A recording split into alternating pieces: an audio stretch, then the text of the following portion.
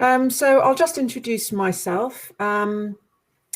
It's great to sort of see you all this morning. My name's Jo Tonkin, and some of you will know that I worked in Kent for many years and have presented at this conference before. So it's a great pleasure to be here again. I've got a different role now.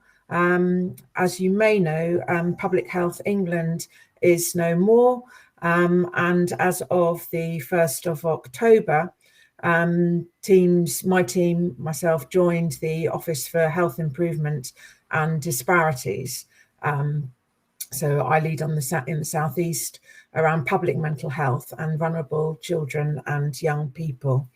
Although in a different role, I remain focused on understanding how we can work together to prevent mental ill health, how we can promote well-being and positive attachment and resilience to prevent the impact of adversity and trauma. And it's a great pleasure to see my colleagues who are involved in the Head Start programme, and indeed colleagues who were involved in the ACE and trauma work in Kent here today.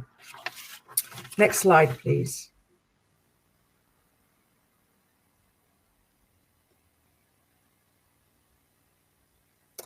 This is the aim and structure of my presentation.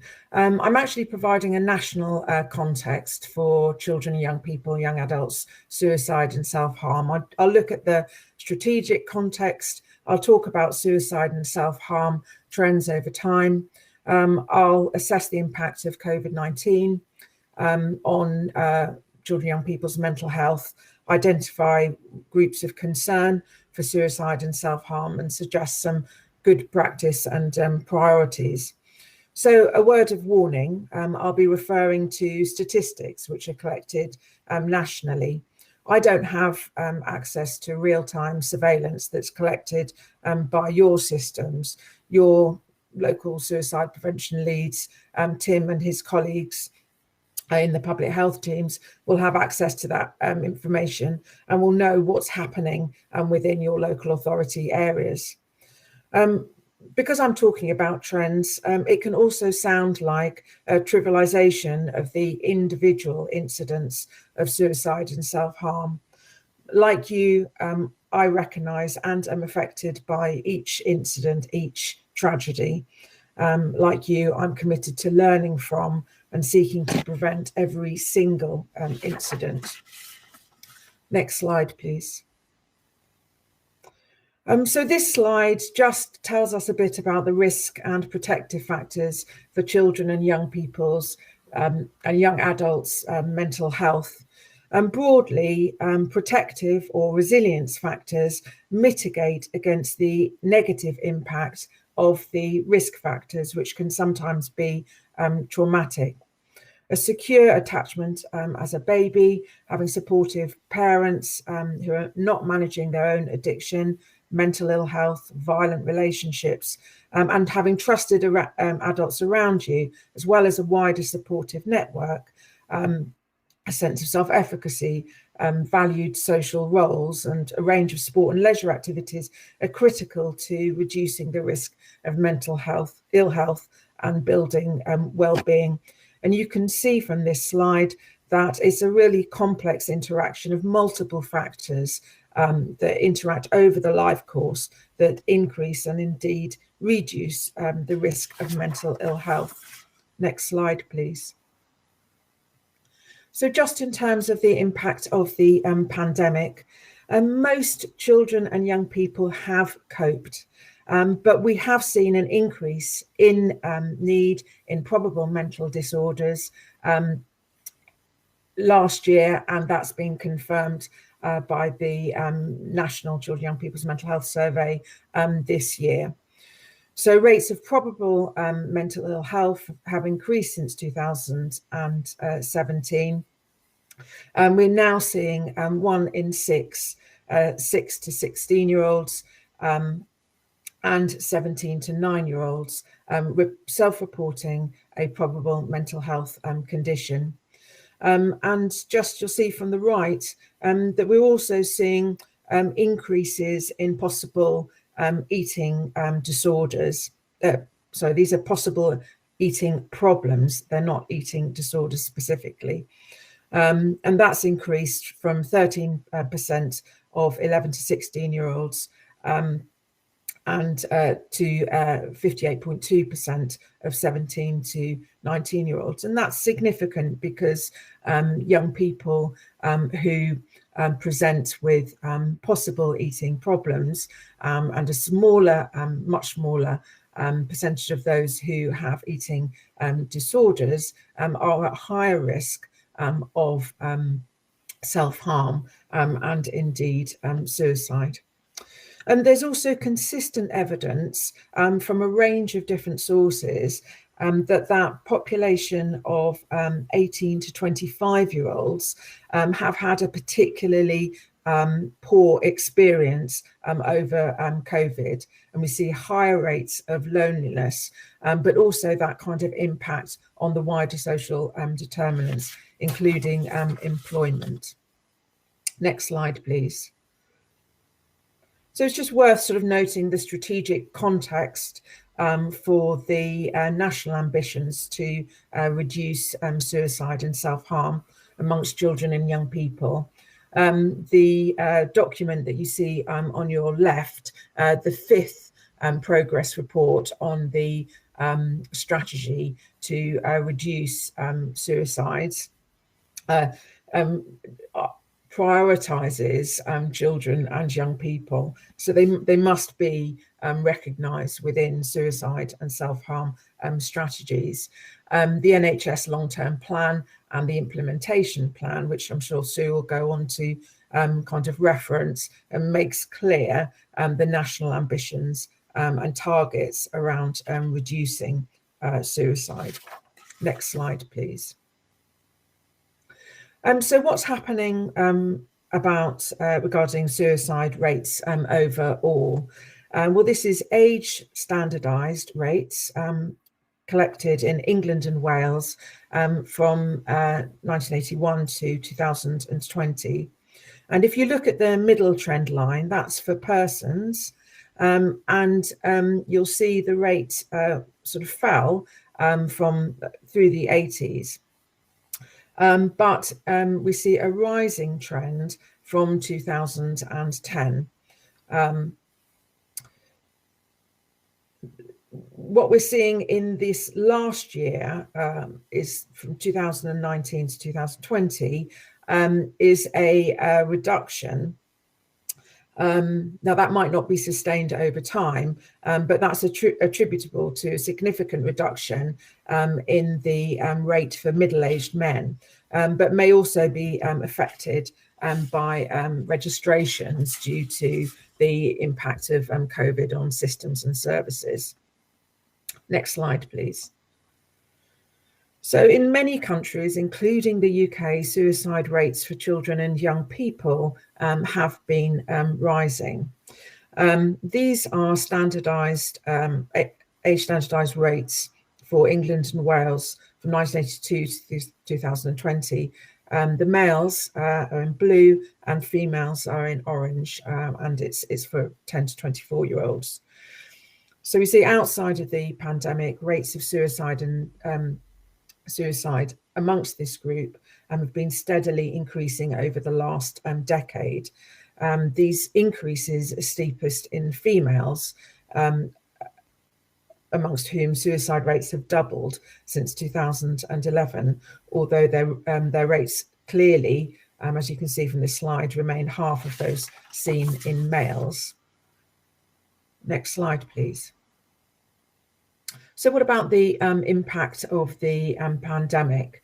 There was a lot of attention on really surveying and understanding the impact of COVID on suicide and self-harm rates. But fortunately, the conclusion is currently that there is no consistent evidence that child suicide deaths increased during the COVID pandemic, although there was a concerning signal that they may have increased during the first UK lockdown. So return to this slide at your leisure, because it may well be quite hard to see. But if you look at the bar chart on the right, the two dark shaded areas show the time periods of lockdown. And within that first period of lockdown, there was an increase in incidence of child suicide in May 2020. There was a subsequent fall in June. And that's what's being referred to as this increase. Although the confidence intervals show that that's not statistically significant, that's what the interpretation is. In the subsequent lockdown, the second, in November, December, shaded here, you see that a similar peak wasn't seen. Next slide, please. Now, if we move on to rates of self-harm, non-suicidal self-harm has been increasing amongst children, young people and adults in the community over time. So if we look at, so we understand self-harm prevalence through self-reported surveys and through presentation and admission data. So these latter two data points tell us something, but not everything about the story of self-harm, because it's only a small number, percentage of incidents of self-harm of children and young people that will present in hospital. But self-harm is estimated to be on the increase. And here, just presented sort of data on the 16 to 24-year-old population, where we're seeing an increase from 2.4 to 6.4% of young women young people reporting lifetime self-harm, with young women disproportionately affected. So children and young people are increasingly using self-harm as a way of coping with emotional distress. And as sort of Terence kind of referenced, this doesn't always present a risk of suicide. Next slide, please. But if we turn to evidence from the Millennium Cohort Study, by the age of 17, 10% of females and 4% of males reported that they used self-harm with suicidal intent. Next slide, please. So just focusing on the impact of COVID, this is data that's collected for the adult population. And if we look at the 18 to 29-year-old, so that young adult population, we see higher rates of self-harm over the period of the pandemic, but they remain relatively stable. So this isn't showing a kind of an evidence of increased levels of self-harm. I haven't seen systematic studies of self-harm amongst children and young people, but broadly the evidence, we're not seeing a impact, although services are clearly experiencing significant amounts of pressure. Next slide, please. So if we want to prevent suicide and self-harm, we need to understand the antecedents, what's come before suicide and self-harm, and what the stressors are that children and young people and young adults face. Accessing the data on what's happened to children and young people in the lead up to death by suicide is extraordinarily difficult, which is why we're reliant on detailed analysis of coroner's reports and child death reports. So this research by Medway and colleagues was published last year. It's the largest population-based study of its kind to examine the personal narratives of, and includes the personal narratives of those closest to young people before they died. And you'll see here the most common antecedents being self-harm, mental ill health, academic pressures, bereavement, including that by suicide, physical health conditions, drug and alcohol misuse, and bullying, and life events associated with relationships, with housing, and with the workplace.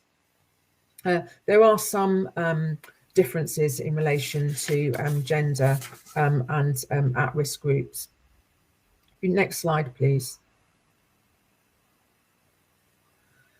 So if we look at stressors, we see family. So these are things that happened in young people's lives, not necessarily directly prior to the incident.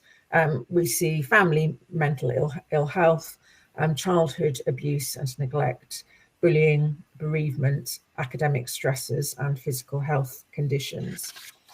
Next slide, please.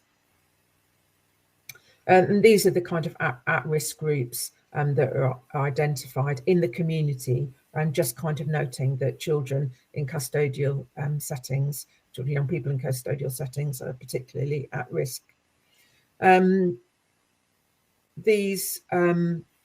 These are largely groups of children and young people who've been exposed to multiple adversity, but also to stigma and to discrimination. Next slide, please. And if we think about how to use that knowledge, the researchers in this report suggest these kinds of actions. So those associated with family support, social care intervention, and anti-bullying in schools and in workplaces, ensuring access to mental health services and mental well-being and resilience promotion. They make some important recommendations around at-risk groups. So for looked after children, ensuring that housing and mental health support is in place for LGBT young groups of young people, ensuring kind of anti-bullying measures are in place.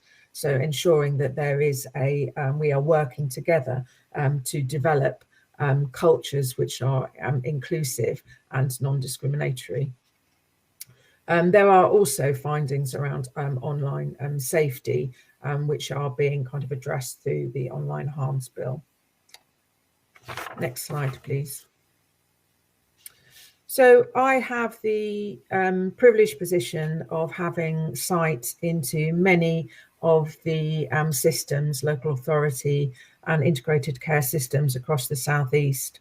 And in addition to the specific responses to incidents of suicide and clusters, these are the kinds of actions that colleagues are driving. So we're seeing the development of multi-agency partnerships with comprehensive action plans linked to NHSE integrated care systems transformation plans, such as is observed in Kent. The development of pathways and protocols in and out of services, so ensuring that schools know what to do when they are encountering young people who are self-harming, that pathway out of hospitals when young people present with self-harm, with and without suicidal intent. Increased access to help, more help or risk management, that kind of thrive, using that thrive language with a real focus on at-risk groups, multi-agency training. to build awareness amongst the wider workforce around suicide and self-harm and what to do. And resilience and emotional health promotion, including whole school approaches for all young people with a focus on at-risk groups. And I think, interestingly, there were also moves to train children and young people on how to report concerns that they may see in others. So equipping young people with the skills to intervene, seek help for their friends and peers. So I absolutely applaud the work of children, young people's suicide and self-harm partnerships, like the one that Kevin, Tim, and the wider public health teams in Kent and Medway lead. Suicide and self-harm is increasing amongst children, young people and young adults. And we've been fortunate that as yet the COVID pandemic does not appear to have resulted in a sustained increase in incidents. We must not simply charge partnerships like the one in Kent and Medway to prevent these tragic incidents. We all have a part to play. Thank you.